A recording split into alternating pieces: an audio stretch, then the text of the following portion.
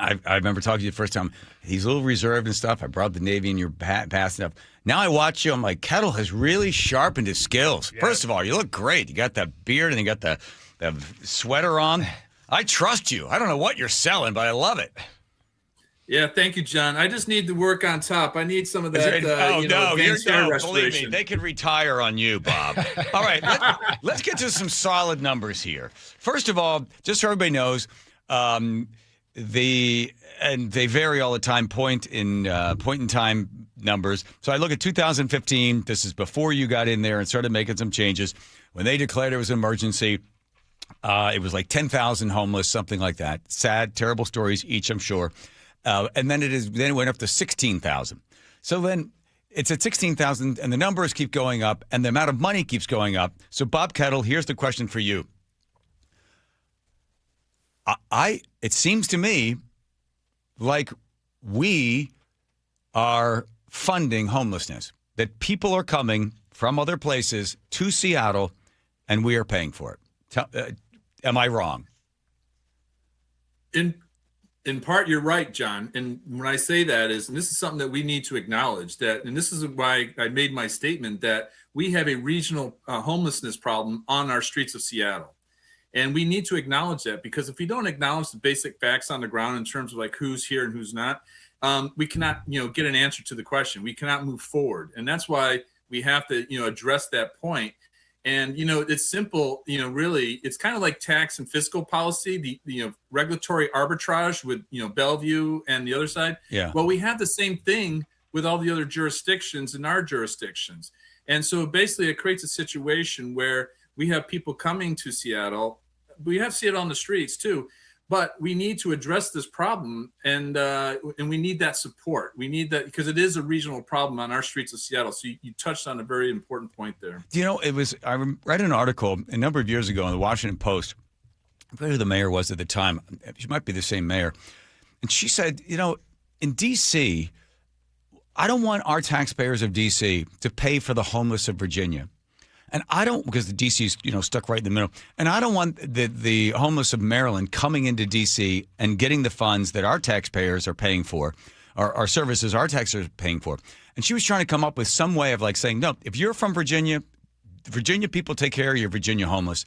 The same thing with Maryland. And she tried a bunch of different things. None of that ever got it started. But I really commend the fact that the people of Seattle, if you're homeless and you're in Seattle and you became homeless for whatever reason, we're going to try to help you. But if you're coming from California, you're coming from Nevada, Arizona, Colorado, that's a problem that came from there. You can't ask the people of Seattle to continue to pay. And I remember reading some different, it's only 10% or 12%. No, I don't believe that. You may be homeless, but you're not dumb. If you get somebody to provide some services for you, you're going to go to where those services are. I spoke to a young man, Bob. I'll tell you the story very quickly. He got his wisdom teeth taken out. He was employed. He lived in Boise, Idaho, got his teeth taken out, got stuck on that oxy. Horrible story. It's happened thousands, if not millions of times. He then gets addicted to it. And his friends say, hey, listen, you can't afford the oxy anymore. You should go to Seattle because you can get the drugs there. It's really cheap. And, you can be homeless and no one's going to bother you. Bob, the guy was 24 years old. I watched as the cops pulled him out from underneath a men's stall at a restaurant by the ankles. The needle was still in his arm. And when they kind of got him to and talked to him, I talked to him while he was standing on the street corner. That was his story. And I'm sure this is not, a rare story. Go to Seattle, the drugs are cheap, and no one's going to hassle you. That's the word in Boise, Bob. That's, we have all our examples of that. Yeah. I was on Larry with, a street level team, and there was a young couple. They were in distress, and they're like, what do we got ourselves into? Because maybe they didn't want to be hassled where they come from, which was based on the plates of their car, Montana. And, and so it's these combinations. And so we have to acknowledge that point, John, and then work that point. And that's what we're not doing because we're not acknowledging. And I think it's really important to have a upfront discussion. I say, hey, let's do the compassion, let's help. But if you don't acknowledge the various pieces of it, we can never really get a proper solution. And then 10 years from now, we'll say, Well, it's been 20 years since Mayor Murray, announced the crisis. Right. And so this is where we are. I'm going to play a cut. This is your constituent over here who apparently got you elected. This is Bob calling for a special session. Sounding the alarm. Here you go, Bob. We'll start with a chair comment focused on the recent article in the Seattle Times talking about Little Saigon with a title that gets to the point immediately. The title of it is Amid Seattle's Neglect. It's focused on neighborhoods and the people who live there and business trying to survive there. Starting with the stat of 518 drug-related incidents across the city over the past month. That point, it should be noted that this number could be reached in a single night, definitely over a weekend, in most of the impacted neighborhoods, like 12th Jackson and King, 3rd Pike and Pine, 3rd and Blanchard, 2nd and Lenora. These neighborhoods are impacted all across 7 districts, and they're all well known. And so is the point that once you have a drug market, then you also have a stolen goods market and more. Yep. It's becoming an embarrassment for the city, says Ms. Tanya Nguyen, and it is. It is. Danny West Needs Peace really hit home with you, Bob, for you to be able to read it there in the meeting. What was the reaction after when the rest of the council members get together? Do you sense that you're getting some momentum, that you're getting some people to realize we have to address the whole problem? And it starts with what? With, being in community, John. Yeah, most of my colleagues, we've been on the streets for so long. We have all these stories, but, with our new colleagues and our new mayor, it's being in community and hearing directly from the voices of those concerned. Because, for example, the mayor during the course of her campaign was hearing that nobody wants cameras. Everybody's against it. Yeah. But after the shooting in Rainier Beach, when she was down there and she was meeting with community, she was meeting with the families. Next thing you know, they were saying, hey, we need cameras. What are you doing? And this just happened with Yesler. I was interviewed yesterday, and the reporter was in Yesler Community Center area. And again and again and again, he's asking, hey, do you want cameras? Do you need technology? And they said yes. Yeah. And so it's about being on the ground again, understand the true facts, and not listening to those who may have a ideological bent or, trying to push a certain narrative. Right. Because it has to be on the ground, has to be talking to the families impacted. And that's what happened in Rainier Beach, for example. Yeah. The same thing's happening in North Beacon Hill right now. North Beacon Hill, wow. We haven't been saying North Beacon Hill over the years, but we're saying it now because of what's happening with Little Saigon and the CID more generally. Right, because what happened was when Bruce Harrell was in there and they just said, oh, we're going to move people from the Blade. They're going to take them off 3rd. I have a bunch of cops. They're friends of mine. And a little bit of, gallows humor. They were taking bets on where they would move. And the winning bet was the International District. They're going to push them down there, and that's what happened. And you walk around down there, it is you feel like you're in a third world. I've been to Calcutta, India, and I tell you something. It's shocking, and it's so unfortunate. There were men and women that English is a second language to them. They don't want to go out at 8 o'clock at night. They're not. They are imprisoned in their home because to walk outside in the dark, they're taking their life into their own hands. You know that. And then when you heard this guy speak, were you there at the city council meeting when this guy, Corey, got up and spoke? Bob, did you hear him? Yes. Well, the last thing you hear about it is you hear that last thank you. That's my voice. My name's Corey Ratliff. I am a drug addict and homeless. And I just want to speak on the fact that it took me 45 days in jail to finally get my mind right, and hold myself accountable. Before that, I was in the streets all the way from Aurora to Tacoma, and I was being enabled from the city with free pipes, free foil, free housing, places that police can't really come in and do anything about. So now we're encouraging and enabling a drug addict and a homeless to be comfortable in that situation. That does not help the situation. What helps the situation is to hold us accountable. If we're slipping in the streets and we're selling dope or we're pimping or we're doing anything that's against the law, hold me accountable, arrest me. Don't give me a slap on the wrist, don't let me go. You know what I'm saying? That time in jail is enough time for me to think, take accountability for what I did, understand that I need to change things, get out, get into places like Hope and Chance or Battlefield for Addiction, start going to work, things like that. These sober living programs are the answer. It was for me. And I still have an older brother who's still actively in addiction, who has no thought whatsoever of getting out of that situation, because tiny home villages, housing projects, everything there is comfortable to be homeless and a drug addict. 10 years ago, I couldn't do that. You know, and these days it's so easy to be a drug addict and you're accepted in the city because it's okay. And we're just putting them into a building off the street. So now the city is thinking that it's not a problem anymore. No, it's still an issue. It's not being handled correctly. And I think the best way to do that is hold me accountable. Thank you. Thank you. There you go. I mean, that's it. End of meeting, right? Were you getting a lot of nods? Did you hear anything after? Because that guy, there it is. There's the truth. That man's living it, right? One of the things that, like I said at the beginning, there's an acknowledgement now that wasn't happening years ago that we have a regional problem on our streets of Seattle. But there's also acknowledgement now, too, that, you know, we have, like, you know, being in jail may be that opportunity for someone to get better, someone to make that step. You know, and I do believe in compassion, helping those individuals in crisis, our neighbors in crisis, and getting some housing.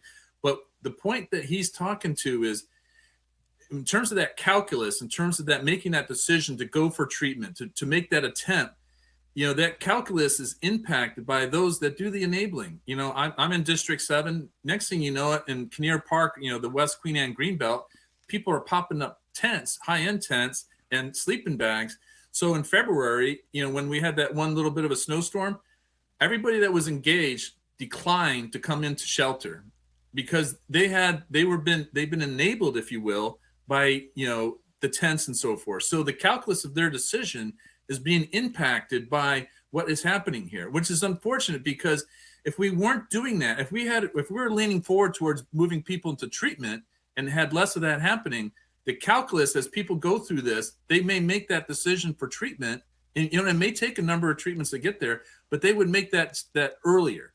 But unfortunately, that calculus, that decision calculus, is being impacted by these different measures that groups do, and sometimes the government too, that impact this process. You know, so yes, I believe in housing, I believe in wraparound services, but a factor here, a major factor that he's talking about, is this enabling piece. And then the other point made too is that one angle, one factor could be jail. For some people, jail is what gets them to that path forward. And we should acknowledge that. Are you watching what they're doing in San Francisco? Yes, I am. By the way, I love Mayor Lurie. And we're also looking at, like, Philadelphia. There's some cities Philly, where, yeah, you know, Philly's doing really well. happen. Yeah. So, Yeah. okay, if Bob Kettle were in charge, I know Seattle doesn't want any kings, so I'll make you king for a moment there, Bob Kettle in the 7th District. Two cops walk up. There's a guy smoking drugs in the tent. What do you want to see happen? They engage, bang, there we are. They even know the guy's name because these cops are so used to, they know who exactly, hey, Ricky, what's going on? You're smoking dope, you know, you're smoking fentanyl, where you got a bunch of stuff. They test it. They, you know, shake him down. He's got some more drugs in his pocket. He's got a bunch of money. Maybe he's got a weapon. Maybe he doesn't. Let's say no weapon. I got to include that. Okay, what happens now, Bob? We need to move away from what's been happening thus far. I know. Too often, for different reasons, we've had to do nothing, or, you know, to move along or let be. Yeah. And we can't have that. And there's different factors that play into that. The officers probably told you about medical declines and so forth. And there's a lot of factors that go into it. But a big issue, John, is the lack of clarity and alignment with our ordinances. So there's 2 ordinances that I'm looking at right now. And what I want to get to is the point where those officers make their decision post-arrest to, you know, divert for those that seem, you know, that should be diverted into services. But then for those that need to go to jail, they go to jail. And so we need to have that clarity, because what's happened is we don't have it. And this kind of goes to the point that I made in that chair comment that you referenced earlier, that Seattle is of 2 minds. We kind of get caught between, you know, 2 approaches, and we get paralyzed by it. There's a certain parallelism that comes from it, and or, you know, groups acting in opposition that basically cancel each other out, and we don't make the progress. So we need to clean up these laws. We need to bring clarity, and we need to align. We need SPD to do its piece, and then the alternative response pieces like CARE, maybe some element of fire, like the health ones, or or maybe even some pieces of SPD like the CSOs, do their part. And that's unfortunately is not what's happening. And so, to your example, particularly if there's additional pieces in there, it should be jail. But if I trust the officers in terms of, because you're right, they're on the ground. They know if this person is somebody who's not creating other issues or has not done other things that warrant like co-occurring crimes, and basically it's a substance use disorder, it's an addiction problem, that officer should look to do the diversion piece. But here's the thing is, if it's not falling in that thing, if there's co-occurring crimes, if he's up market, if he's part of the drug market, then he needs to, that arrest needs to be made. And in that process, we may open up opportunities to move forward with that individual. Bob, you know what the cops say about that diversion stuff? It's a joke. It's a joke. Total joke. And if you leave it up to the discretion of the officer, cut and dry. The guy's smoking dope, you find dope on him, you grab him, you pick him up, you arrest him, you put him in the car, you take him downtown, and you immediately, no diversion, you're going to get medical assistance for this guy because he's going to go through about 6 or 7 sick days, really horrible stuff. He's got to detox off the stuff, and then he has to go to some sort of additional help for his addiction. But putting him in a tiny house, as I always say, Bob, and you can use this at a city council meeting, you don't have to credit me with this. That if I found out that Bob Kettle had cancer, and I said, Bob, we're going to put you in a room. We're going to put you in a really nice room. You're going to be in a room. You're going to have a bed. And you're going to go, okay, now what? And we're going to check on you maybe every 2 weeks. Well, shouldn't I be getting chemo? You want to give some sort of medicine? Shouldn't I be getting something? You just diagnosed me with cancer and I'm in a hotel room? You would, and by the way, yeah, you stay in the hotel room. You walk outside the hotel room. There's other sick people as well. But Bob's like, where's the doctor? When do I see a doctor? Because that's what you do. Not you specifically, but that's what the city does. Oh, you're sick. You're addicted. That's a sickness. We're going to put you in a tiny house. If that person had cancer, it makes zero sense. Zero sense, Bob.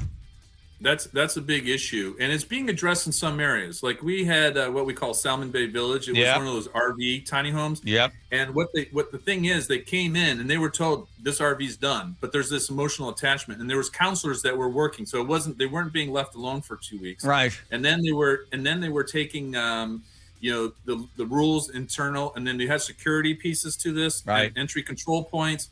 And then they moved forward from the RV to a tiny home village. Okay. And because of that counseling and everything, and here's the thing on that point, John. Yeah.